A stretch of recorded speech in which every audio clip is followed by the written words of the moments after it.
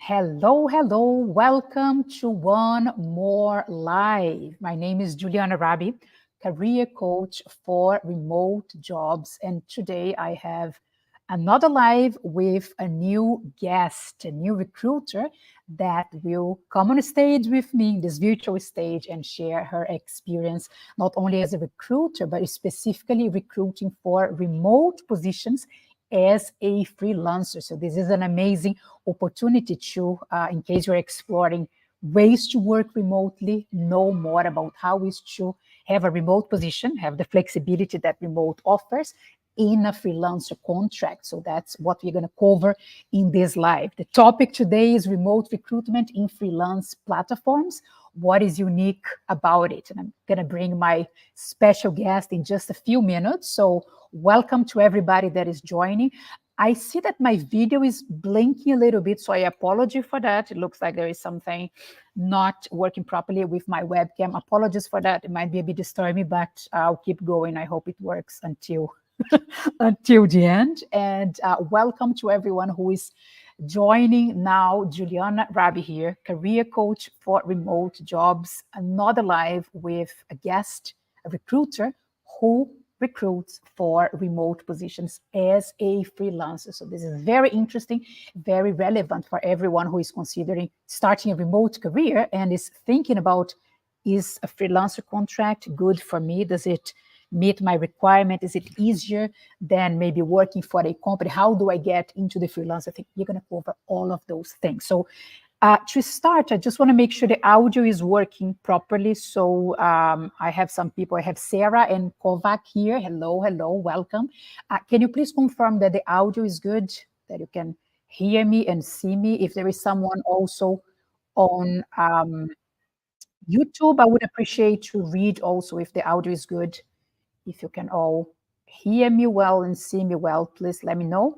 I have a lot of technical things to check here from my side, so just let me know if everything is working out well, and we can start with the content. So let me just see. Okay, we can hear well. Oh, good. Thank you. Thank you very much for the confirmation. I appreciate it. It looks like the technical part is good.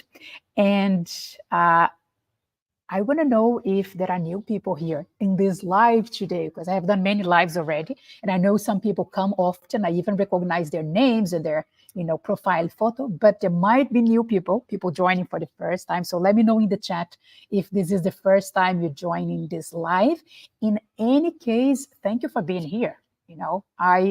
I'm really grateful for your time. I'm really grateful to spend this time together, and I want to keep the conversation open. So the chat is the way that you can reach out to me and to my guests. So share your questions, share your comments, share your experience about working remotely as a freelancer or not as a freelancer. So I'm going to keep an eye on the chat so we can interact like that. Okay, and let me know if it's the first time you are joining this live. We have a lot of people here. We have Hiren, we have Patricia, we have Veronica. Hi, Veronica.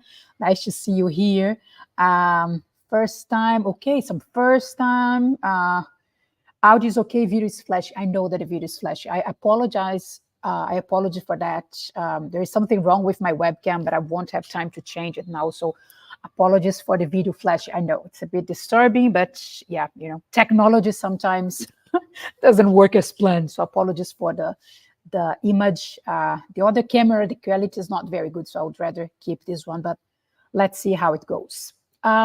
Okay, so if someone is on YouTube, if you can confirm that the audio is good and the video is good, I will appreciate that, just to make sure that the transmission there is working properly. And before I bring my special guest on the stage, I want to invite you all for another event that I am organizing. This is the event happening tomorrow, Thursday, the 28th of September. So tomorrow, you can have another live experience with me. It's going to be on Zoom, and I'm going to be talking again about remote jobs. Yeah, my favorite topic ever.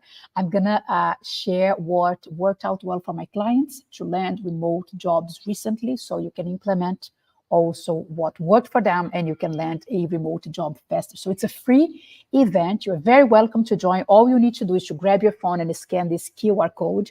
You're going to be directed to a landing page where you fill up your details, and then you will receive the link for the event tomorrow. So be my guest, join my secret room happening tomorrow, Thursday, the 28th of September at 6:30 p.m.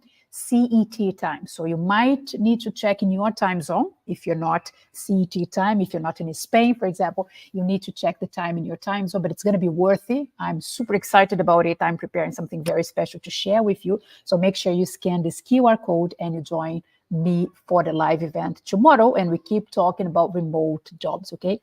I hope to see you there. And now let's go into my guest and the topic of the day.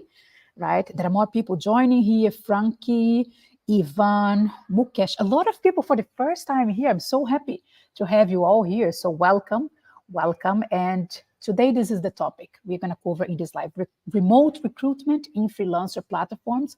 What is unique about it? I'm going to bring on the stage my guest, Regina. I'm not sure how to pronounce her surname. So Regina, maybe you can say how you pronounce your surname properly. Can you help me with that part? Of course, Juliana, not a problem at all. I know it is a tricky one. My name is Regina.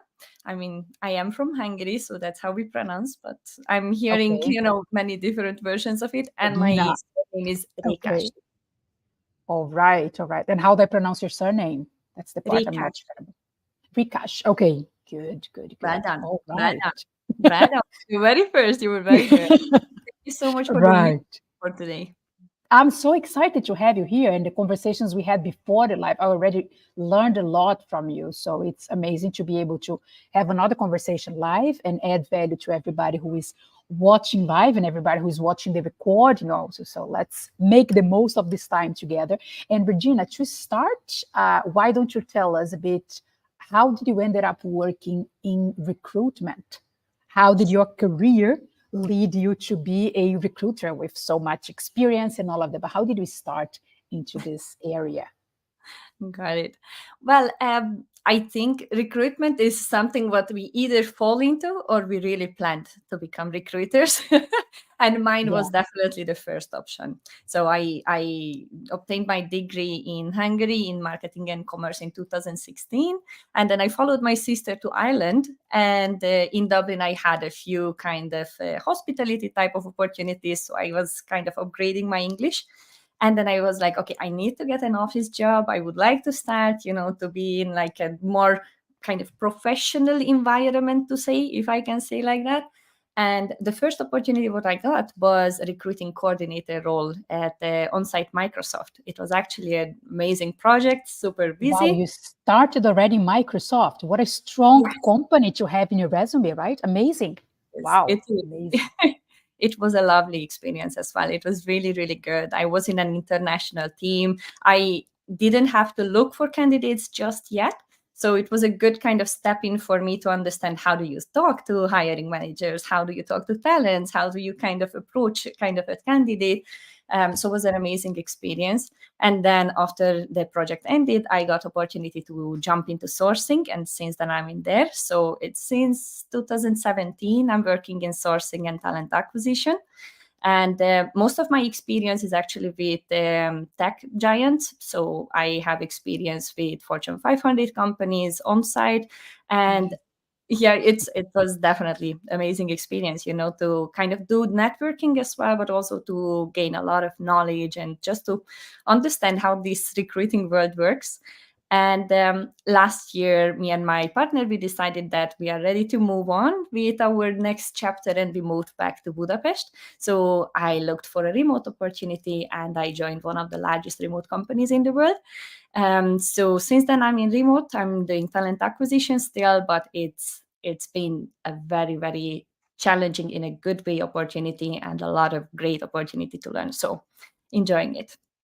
Impressive. Not only like well-known and big companies in your experience, but also your journey, right? You change positions within the recruitment, the HR area, and now you're working fully remotely and you recruit people to work remotely. So it's like, Exactly. yeah, you had to be on this Great. live with me, definitely. Definitely, that's amazing.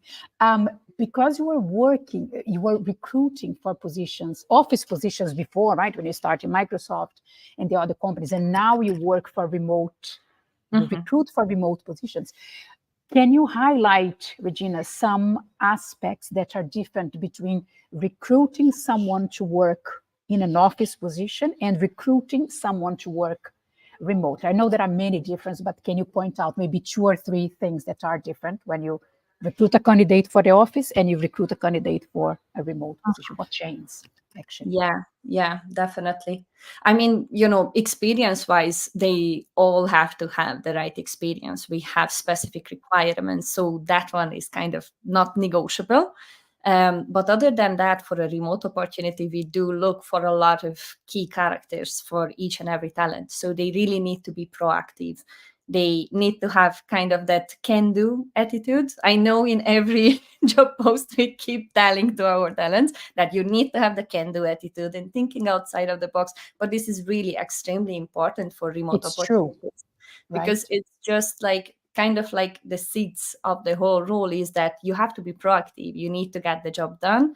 It's not gonna be an office role where you can just jump over to the desk of your manager for ask for some support or questions. You work in totally different time zones, usually from your colleagues, from your manager, from the hiring team, or even the other teams we are working with. So you really need to be adaptable and flexible. And I think that's something what is super important to come across during the interview as well. If you go for a remote role, it's not just about I want to have work-life balance, because you will have that most probably if you do right, but you need to have the attitude behind it. You need to have kind of this entrepreneur hungry mindset that you want to learn new things. Yeah, interesting. We have a question here. You would probably cover that topic later, but let me share it here and Sure. see what you can tell us up front. So I don't see who wrote the question. Probably I'm not connected to the person. That's why I just see LinkedIn user. But whoever wrote this question, thank you for sharing that. I just cannot see your name. But the question is, I'm wondering if companies are ever willing to change a successful freelance employee to a permanent or full-time status. I think this kind of question is very common, right? In the head of someone that starts as a freelancer in a company, and maybe there is that hope of, maybe if I perform well after 6 months, after a year, maybe when there is a new project, they can, hire me directly to the company. So I think pretty much everyone who works as a freelancer at some point asks himself or herself this kind of question. And probably the answer is depends on so many aspects, right? But go ahead, Regina. What can you say about that? You took my word. I mean, it depends. It depends on the Yeah. client.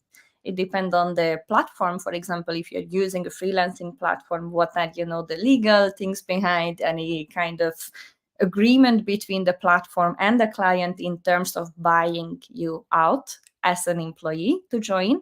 So, it usually costs for the client in itself if they are kind of breaking that contract in terms of buying you There out. is a fine. So there They is have to pay a lot of money. yeah, we can call it fine. Let's call it like the benefit of buying maybe a talent out. Okay. But definitely, I do believe it is a possibility. Now, if it is happening extremely often or not, it's again, it Another depends story. on the client. Exactly. Yeah. I remember one of the jobs I had as a recruiter also. So we used to hire people as a freelancer, or they had to remain as a freelancer for minimum 1 year. And after 1 year, the final client could eventually decide to hire the person internally. So there was this agreement between, I was in a hiring agents, like a staffing agent. So there was this agreement between my company, the hiring agents, and the final client that for 1 year, they could not hire the person directly. So even if the person was performing amazingly well, there was this contract between two companies, and they couldn't break this contract. After 1 year, if they wanted, they could ask us to, the person would probably resign from the contract with the agents, and then the company would hire them directly. But again, there was no guarantee, right? It depends on having a position available in the client. It depends if the employee was going to be interested in the conditions, because sometimes the conditions working for the agents were more interesting. So there were a lot of things involved, but I've seen that happening. As you said, it doesn't happen all the time. There are so many aspects involved, but yes, it is a possibility that It Yeah. could happen from time to time. Yeah. If you're watching this live, keep the questions coming. Okay, so Regina knows a lot about this topic, about recruitment in general, but we are narrowing down to recruitment for freelance positions. So use this time, use us to ask whatever you want to know about remote recruitment for freelance positions. Okay, I have some questions that I want to ask Regina, but I'll keep an eye on the chat, and I'll be happy to bring up the questions that you ask if you're watching us live. Okay, Regina, I do have another question for you, and it is how to stand out as a candidate for a remote position as a freelancer. And this question came up to me because the competition is very high right now for freelance positions, right? For remote positions in general. You see a job and it's easy to see like 500 people who applied for the job in only 2 days. So it can be like even overwhelming. Yeah. So from the job seeker perspective, what can help someone to stand out from the other 499 applicants that are competing for the same position? So from the recruiter perspective, what makes a candidate stand out for a remote position? Okay. I'm gonna answer from my perspective. It might be different for other recruiters. It's just the way how I am approaching it for me. When I look at, for example, just on LinkedIn sourcing and looking for talents all over the world, for me, professional presence, and that can be not just the LinkedIn picture in itself, but the whole kind of LinkedIn profile, how you present yourself, what do you put in your intro, how do you actually explain your experience within your little bullet points under your experience, are mattering so much. Because in my point of view, if you share those upward, kind of honestly, that these were my results, it's really standing out. Like, I can't say no for a talent who has high performance, who has been showcasing their results, who is proud about what they have been achieving. And I'm not saying that there are not, like, everybody has probably a project which was just like, that didn't really work out that well. Normal, yeah, not good. But Yes, probably they have good things to talk exactly. about, and that's where the emphasis should go, right? Exactly. That's what I would focus on, definitely. Yeah. And I don't know if you notice that, but I do notice that with my career coaching clients, right? When they hire me and they ask me to improve their resume, to review their LinkedIn profile, to do an interview preparation session, all those kind of support that I give to my clients, they struggle a lot to talk about the results they brought to the company. They feel like they are bragging. It's like, oh, I shouldn't. It's like I'm showing off.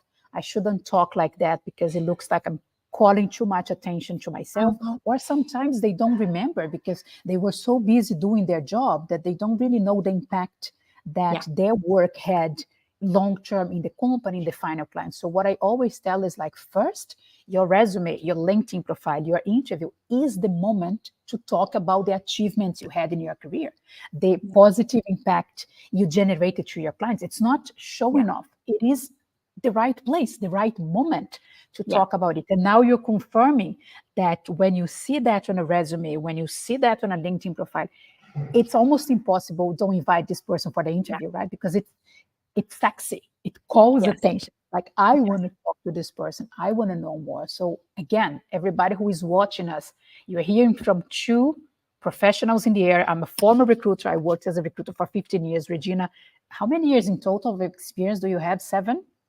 Gonna be 6? 7, yes. Almost 7, yeah. So together it's 20 something. I'm not very good with numbers, but 20 something years of recruitment together. So listen to us talk about the positive impact that you generated in your current job, in your previous jobs, in the projects you are involved. So don't be shy about it, because being shy is going to cost you a lot. Pretty much they won't choose you for the interview because you will look just like everyone else, just like me, just like one more candidate. So it's a way to stand out from others. Amazing, amazing. Can I add one thing there, Juliana? Yeah, I was please. just thinking also, if somebody, for example, at the very beginning, they built it in their LinkedIn and in their resume, it just kind of comes naturally in an interview to talk about it as well. So the more you kind of advocate in written form, the more it comes naturally as well when in an interview they ask. And that's sometimes what I feel in cases when a talent is like, I'm not sure if they showcase well their experience.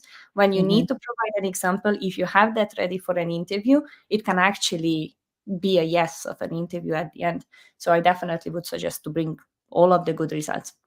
Nice, nice, nice. So for the ones who are watching live, I'm really enjoying this conversation. But I'm curious if people are enjoying also, because it might feel a bit, we are talking here, Regina, but we don't really know how people, if people are taking value out of that. So just let us know in the chat.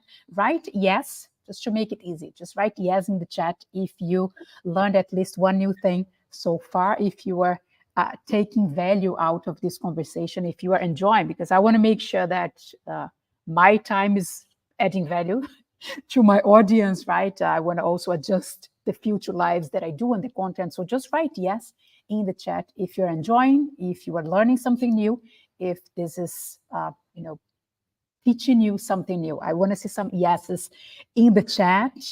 Maybe not. So be sincere. Let us know if this is adding value to you, and then we will keep going. So just to make sure that, yeah, I'm enjoying, but I want to make sure that everybody watching is also enjoying that. So, okay, I see some yeses. Learning so much. Nice. That's the idea. That's the goal. So learning so much. I like that. I like it. Thanks for the feedback.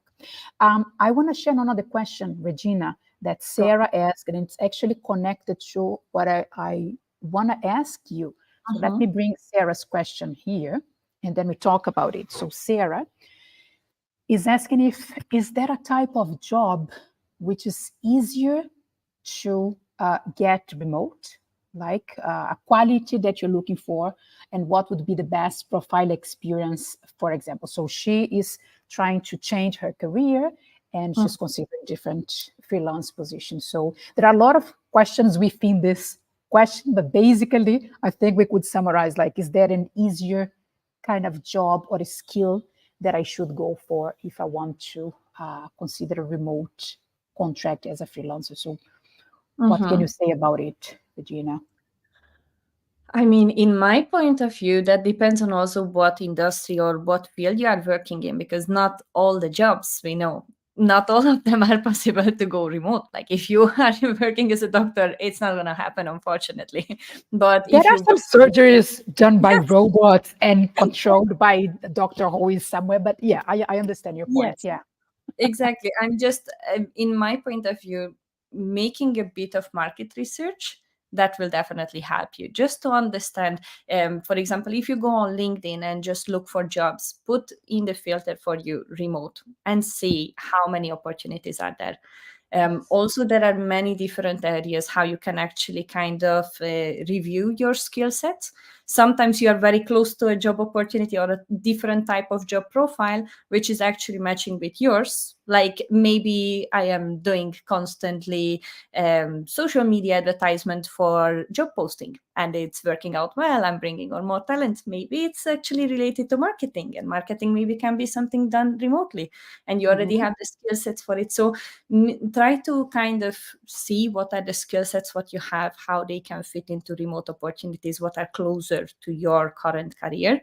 But on the other side, I think in terms of what is really needed to go remote is to be self-motivated, to want to learn, to understand new skills, to be open for adaptability, for example, because working remote, it does not just mean that I'm working from home. You need to adapt for a lot of different things. You Exactly. work in totally different time zones. You might have the flexibility, for example, if you have children at home, that in the morning you can take some time off, drop them in school, lunchtime come take them back home or something like that. But something is for something. So you need to maybe sometimes put in extra times, maybe in the evening. So it's a consideration. Remote work Yeah. sounds like a dream if you do it well. Exactly. You need to make adjustments, right? It's not Yes, just like I have a remote job and everything is done. No, no, that's the beginning. So you need to exactly. learn how to be productive working from home, how to keep the communication going, how to adjust your working hours so you also have a balance between your personal life and the other areas of your life, your daily routine and work. So there is a lot to be taken into consideration. But yeah, nice question, Sarah. Thanks for that. Okay. I will keep going with my questions because I also want to ask you a few things. So let me see what I have here in my list. Regina, let me see. Okay, I have a good question here. Let's go a bit deeper into the freelancer remote positions specifically, right? Because that's the main topic of this live. So what is different from the candidate's perspective, okay, from the job seeker, when they apply in a freelancer platform or they apply directly to work in one company? So two different scenarios. They go on a platform that accept applicants for different freelancer jobs, like a more generic platform, or they apply for one company that they want to work remotely for that specific company. So two different scenarios. What are the main differences from the candidate's perspective? Okay. I might will approach first the freelancing platform side because I have some experience, but I'm not going to be talking specifically about the experience. I'm talking about also, for example, I know people who are doing freelancing, maybe in software engineering, and they have the experience, to go through a freelancing platform and work with a client specifically. So freelancing platforms, sometimes they are doing, for example, a pre-vetting, like a pre-screening interview process with you to be part of their platform. So it does not just click here, apply, you create a profile and you are done. No, you There is actually one extra step at the exactly. very beginning. Okay. You need to qualify to be a freelancer on specific platforms. Meanwhile, Okay. there are other platforms where you don't have to go through a screening process. You basically just create your profile and you are done and you are part of the freelancing platform already. And there are different cases also within these platforms. Sometimes there are further interviewing process with clients specifically. So for example, I have one person who I know works as a software engineer. In his case, he joined a freelancing platform. He went through a pre-screening process to be able to be added to the platform. But in that case, he still didn't have a client to work with. He needed to wait until he was matched to a good client, which was a good match for him. And the client requested further interviewing process because, for example, his skills were specifically related to technical background, technical skills, and the client wanted to make sure we know that this talent is actually the right fit. So you need to be ready that freelancing platforms doesn't always just mean I just submit and I have a job right away. It is taking a bit more time. You need to be patient with it. Compared to, for example, the other opportunity, what you mentioned, if you apply for a specific client and want to work with them remotely, you know who is the client, you know what will be the start date, you already have a contract set up with them, you have a salary, maybe a benefit package shared with you, you already know that this is offered for me, and you kind of have everything written in a contract for yourself. In freelancing, you apply for being part of a freelancing platform and look for different clients. In a freelancing platform, you can work with many different clients simultaneously together as well. So you have to consider also that you need to be very proactive. You really need to be on top of the game to understand that this client is looking for this, the other client wants that, and you need to deliver on time because it's a freelancing platform. Many cases you don't get, for example, paid time off. So like vacations are maybe not provided. So you need to build in maybe the hourly rate or your rate, what you are charging for your freelancing work, those times what you take off as a holiday for yourself. And many cases, for example, a health insurance is not included as well, which is again something what you can look at it in the bright side as well. You can choose your own health insurance provider. So there are advantages and disadvantages for all parts. You just have to be clear and understand which path you are more interested in. Yeah. So when you consider a freelance position, even the recruitment process can be different, right? You can sign up for a platform, register for a platform. There might be no position available right now, but still you do a pre-screening. In some platforms you don't do that, you can register directly, and then Yes. you enter in their database, and later on you can be considered for a client or for different clients, right? So every client that they might present you as a candidate, they will have their own process, interview requirements. So you can be presented as a candidate if you are in a freelancer platform for different clients, even simultaneous clients, right? Exactly. Until you get the feedback, until you know that you are hired. On the Yeah. other side, when you apply for a company, you are applying only for the positions in that specific Yes. company, right? So it's kind of more limited, it's more specific. And when you join a freelancer platform, you're exposed to more clients, all the clients pretty much that platform provides services, right? With different conditions, as you said.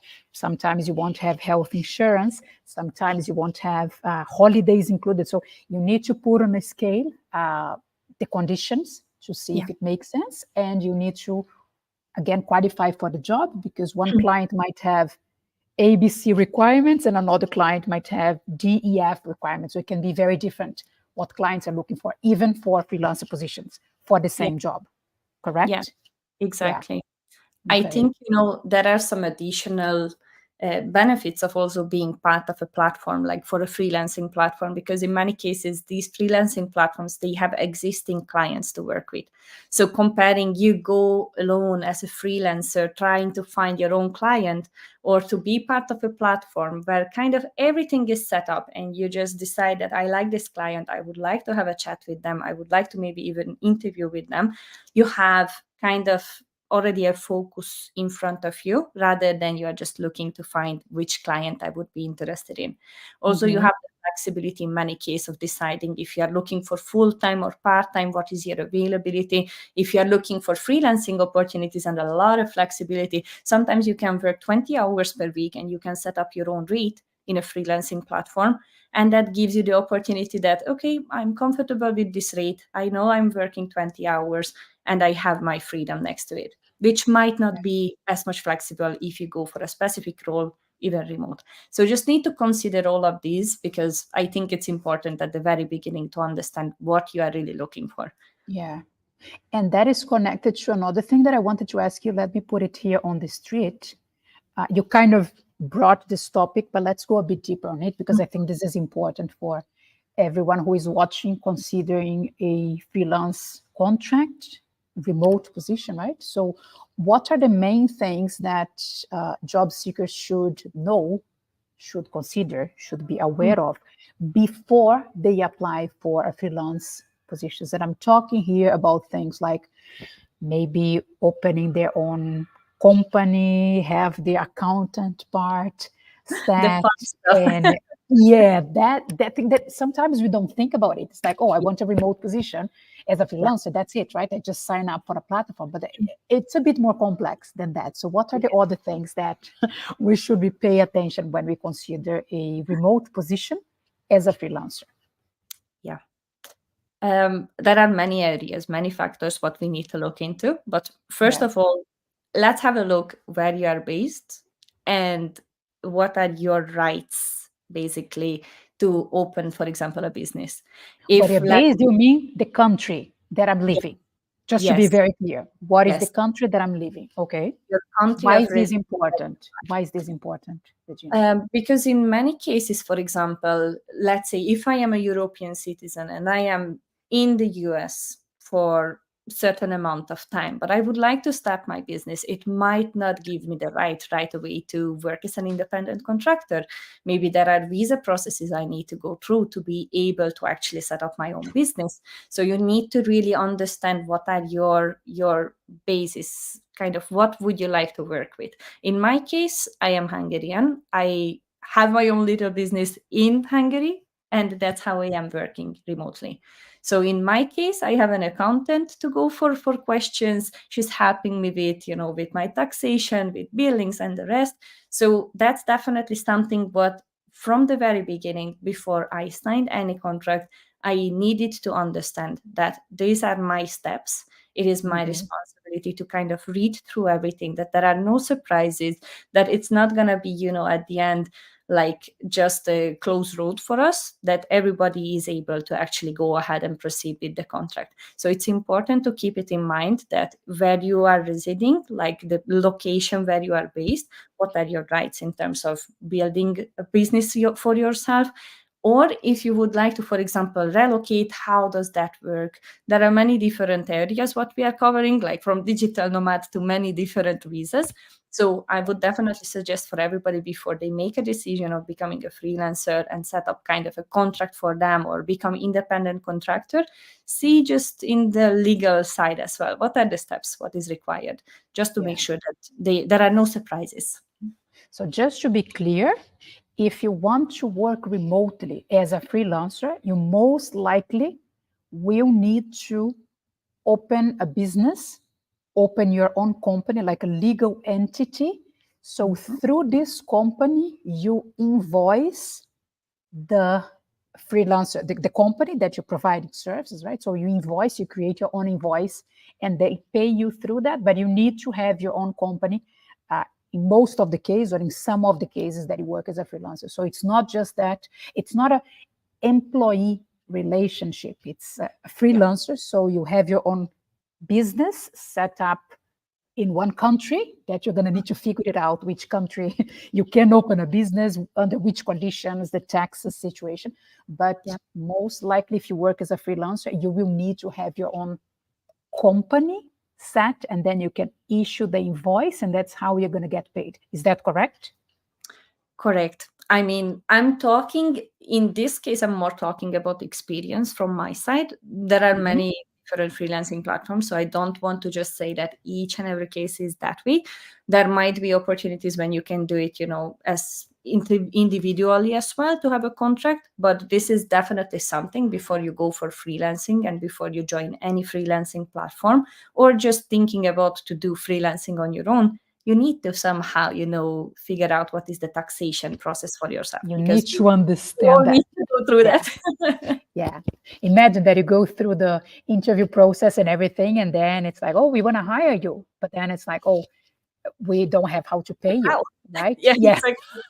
So it's like a waste of time for you, for the candidate. So as you said, like, those things need to be checked by the job seeker before, right? It doesn't make sense. It's a waste of time and energy. I just apply for freelancer platforms and then I'm going to figure it out. Well, start figuring out from the beginning. Does it make sense to you? This kind of contract check, probably in the freelancer platform, there will be some information, right? Like, what are the requirements to hire you in case you are selected to provide services to our clients. So get this information, the taxes. Also, you are in charge of your own taxes, right? You need to figure it out, which is not always easy, but it's what adults do. It's adult life. Exactly. Adult life. I don't like this adult life, but it is what it is, right? So figure it out, all those things. It's not only landing a job. This might be even easier, because if you are good at what you do, if you have the experience, if you're positioning yourself properly in your resume, in your LinkedIn profile, if you're performing well in the job interview. So landing the job might be even the easiest part, but then there is all the logistic, paperwork, taxes situation that need to be considered. But in some cases, the freelancer option will still be the best option because it opens up so many possibilities to you, right? You just need to do things right from the beginning. Exactly. Right? And I think it's just, don't leave it for the last second. I'm not saying before you pass, for example, an interviewing process to be part of the freelancing platform, you need to have everything done. That's not exactly what I'm saying, because of course, put energy into something what you feel is going to work out, but know what are the steps to manage to achieve that. And sometimes it is scary, but sometimes it is more scary because we think about, a lot of bureaucracy behind of each and every country have different situations. It's just something you need to kind of upfront think about, like, what are the steps to achieve. But I don't believe it's impossible. So I don't want to scare anybody away from that, because once you kind of, manage to go through this process, after that, it's pretty smooth running. So it's worth it, definitely. Yeah, and it's like, a lot of people globally are working as a freelancer. That's exactly why I want to bring you to this live, because this is a possibility that is out Mm, there. So I don't want people to close their minds about it and say like, oh, this is not for me. This is difficult. It's not difficult. It's just that working remotely as a freelancer will have some specific yes. requirements that you need to know upfront. It's like keep your attention. Part of your Mm, brain should be like, I need to figure it out how they will mhm, be able to hire me if I'm approved. It's like part of your brain needs to pay attention to this thing. You still need mhm. to perform well in the interview. You still need a good resume, good LinkedIn profile, all of that. But it's one more step that you need to figure it out. And if you know already that, hey, I need to pay attention to it, I need to talk probably with an accountant, I need to talk with people working in that company to see how they figured it out, that thing. It is possible to be done. People are doing that in different countries for many years. So it's not like a scary monster. It's just like one more step that you Yeah. should be aware of. So thanks for bringing that up, because uh, it's part of the process to get hired. So just remember that this is something you need to check at Yeah. some point when you start considering freelancer positions, right? It's just part of the process. But like Yeah. closing the door for all the freelance opportunities out there just because you need to figure out a few things, I think it's limiting Yes. yourself. I think it's closing doors to amazing opportunities that are out there. Mhm. So yeah, that's how I see that. We are walking towards the end of the live. So, everyone who is watching live, thank you once again for your time. And I want to invite you to share your questions with Regina. We might have time for one or two more questions. So, this is the time. Don't be shy. Go ahead and share. I also want to share while people have 1 minute to share their questions. I want to invite you again, everyone who is watching this live, to join another live that we're doing tomorrow without Regina. So that's going to be only you and me. I mean, you who is watching this live and myself. Not Regina. Regina won't be there. I mean, you're invited also, but I will this be is there. going to be, yes, thank you, thank you. This is going to be another live that I'm going to be hosting tomorrow. It's called Secret Room. I love this name, Secret Room. So in the Secret Room tomorrow, Thursday, the 28th of September, I'm going to be talking about how to land a remote job in 2023. So, hot topic. I'm going to bring some real examples from previous clients who landed a remote job recently, what they did, what worked out for them, how they could speed up the process. So, if you are into remote jobs in general, and I'm guessing you watching this live is into these topics, that's why you're here, you should be part of this live. So just grab your phone, scan this QR code. You're going to be directed to a registration page. Just fill up your personal details so you will receive the Zoom link for the event. It's a free event, so don't miss it. I'm going to be there ready to share my best information, ready to help you to land a remote job faster. So see you tomorrow for this secret room event that is happening tomorrow, 28th of September. Okay. Um, Regina, one more question from my side, and then I'm going to check if we have the last question from the participants. I want to ask you this because we are talking about a lot about landing a remote job as a freelancer and all of that. But then once you are working remotely, once you get the job, you celebrate, you're happy about it, um, then you might find the struggles, right? Then Mm, you might not be as happy as you thought you would be. Then your life might start getting a bit complicated to handle. So this is something that job seekers don't think too much because they are so focused on landing a job, right? They just need a job. But I want to move some steps ahead. And hey, once you landed your freelance job, you're already working remotely. How do you set boundaries? mhm. And how do you effectively is part of a team? How do you keep healthy in this environment? So this is like thinking about the future, but it's important to take care of this part. So what can you say about that, setting boundaries as a remote worker? It's good. It's a good question. And I like it from the aspect of it that I had been struggling with it at the very beginning when I went fully remote, even with the fact that on the COVID times I had been working from home, but At that time, I already met with my team face to face. So I knew how to work with my team. I understood everything. But moving fully remote to a largest remote company in the world, it brings, not just the flexibility of working from home and you are working out from your home bedroom or the kitchen table or anywhere else. It actually sometimes can be a little bit kind of feeling like you're isolated from people around you. You can feel a little bit lonely. You can feel like things are actually a little bit catching up with you when you are alone and just maybe sitting into one or two meetings, or you don't really know how to connect at the beginning with a fully remote team.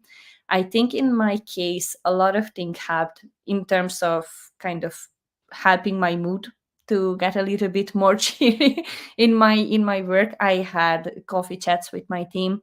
Other than the fact that I was very lucky, my manager was super super supportive with everything. I could talk to her, I could explain everything to her, how I felt, about I'm feeling a little bit down, I don't know how to be motivated, I don't know what to do, because my desk was facing, for example, the door, or not the door, the Mhm. wall, apologies. And we were just discussing, and just some little tips like why you don't look out the window throughout your working day. It Big difference. sounds a Big tiny, difference. but I was 100 times more productive, in my job than to just look at the wall. So you need to think about how you position your desk. You need to think about when you are ready to have, for example, coffee chats, which is not kind of overwhelming you to get your job done. You need to build up a routine for yourself. When do you start? I know we all have these memes and gifs online that you roll out of the bed at 8:59 and 9 o'clock you start. Many cases it still happens sometimes, but the situation is that you need to have a routine for yourself. Like you need to Yeah, know when I'm stepping away from the desk, this is my lunch time, I'm working until this hour, I'm working in different time zone. So maybe on a Friday at 10 p.m., if you get a ping on any of the messaging platform, it doesn't mean you need to jump on it because you are offline. Just take it easy, you enjoy your weekend, and on Monday you pick it up, because it's easy to kind of close the laptop on an on-site job, and even some cases leave the work laptop in the workplace and fully leave it behind. But it's not easy to do that when the workplace is actually from the right corner of your bedroom. It's exactly. so set up your boundaries, make sure that you connect with the team members, participate in virtual fun meetings. I know sometimes it's like, oh, I don't have time for that, I don't know how will I do it, but it's so much fun. It's so much needed, because you don't just meet with people, you don't just kind of understand how they work, you get to know them personally, and that's what is about. You work in a team, you need to collaborate, you need to know them personally as well, you need to have the human connection even though it's virtual. So Exactly. I would definitely say that. And there are so many resources. You go on LinkedIn, you go on YouTube, you find so much information about how to be effectively working on, remote works. Just use them. If you feel Yeah. you're under the weather, And just what use worked for you might not work for me. So it's about trying it. also, Exactly. right? I like to wake up very early. So I'm very productive in the morning. But I have a friend, I was just working with him today here in the working space. He was like, I start working after lunch.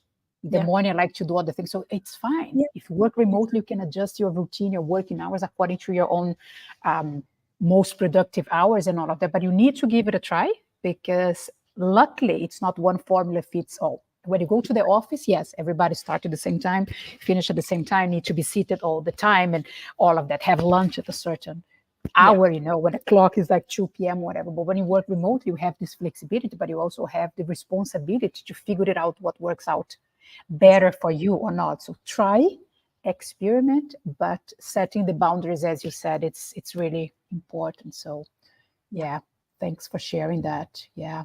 Thanks. Regina, we are going towards the end of the life. I just want to be cautious with time. I want to thank you once again for everything that you shared. I think we could do another live soon, because I still have a lot of questions I wanted to ask you. It's just that we don't have enough time. And I want to know if people who are watching us, they also enjoyed the live. So um, just write Regina in the chat. Yeah, let's let's write your name, right, Regina, in the chat if you learned at least one new thing in this life. I will write Regina right now because I learned a new thing. So yes. I wrote Regina because I learned new things. So I Thank want you. to read in the chat if people learned something. So if you did, write the word Regina in the chat so we can receive your energy. We can know that you learned something. Regina, any final word, any final comment before we close the live? Eva also wrote Regina. So nice, Eva. Glad that you learned something, Thank you Marcelo. so Thank much. you. Happy to see that. Yeah. Thank you. Well, I just would like to thank you for the opportunity. You are an inspiration. I have been following you for 4 years now. I started in career coaching 4 years ago. Now I am not, focusing on that field, but you had been an inspiration. So I really appreciate the opportunity to come to talk to you and to Thank share some topics and have a nice chat. And if anybody has questions, just feel free to message me. I'm happy to jump on a call or just answer messages. Nice, very nice. Look what Ivan said. Regina, you're a star. Thank you so much for those useful info and advice. I agree, Ivan. She's a star. I'm really happy to have her here. I'm really happy to be able to bring all this valuable information for everyone out there who is considering working remotely and considering the freelance opportunity. So, Regina, superstar here. Happy to have you here. Happy to have you all here. Thank Thank you. you once again. It looks like the QR code for the event tomorrow for the secret room was not working for some people, so you can just type this. It's a bit long, but it's possible. So just type that address and meet me again tomorrow for the secret room event. We're going to keep this conversation about remote work in a different setup without Regina, unfortunately, but I'm still good. I still have a lot to share. So I'm looking forward to see you tomorrow. Regina, thank you once again. Thank you, everyone who was live with us. Thank you, everyone who was watching the recording. And I will see you very soon for another live. Thank you. Take Thank care. you, everybody. Bye bye. Bye. Bye. Ciao.